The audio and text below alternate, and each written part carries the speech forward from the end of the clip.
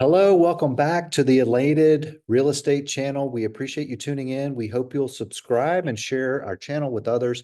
Today is part one of a two-part series about mortgage interest rate hack strategies. Okay, that's a mouthful, but what this is about is to figure out ways that you might reduce the amount of interest that you pay, especially in a higher interest rate environment. This can be really important to save money on the total cost of the time that you own your home. Usually you don't own the home for 30 years, although we'll be using that as an example to illustrate the points we're going to be talking about. But the first one we're going to talk about, I'm going to share the screen here, is just to think about how there's two ways that we're going to discuss. There of course there are others that we could share as well, but these are two that we're going to discuss. In part two, we're going to talk about ARM versus fixed.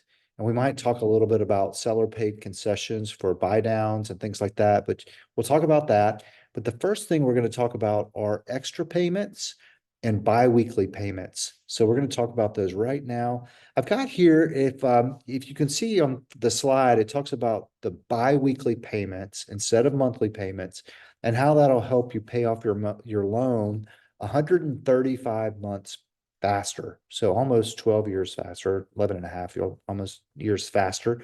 So what that equates to in this example is on a $400,000 loan amount at 7% interest, and really all these numbers don't matter as far as the time horizon, but just making on a $2,661 payment per month, if you instead make roughly half of that biweekly, that will accelerate your payments significantly.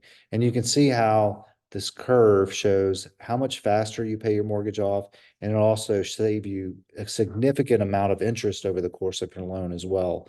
So when there are thoughts around how you might be paying too much interest or too high of an interest rates, this can be a way to get the market rate for interest and actually pay a lower effective rate, or what's called the annual percentage yield rate, APR, annual percentage rate. You've heard that term before, probably if you bought any kind of large item.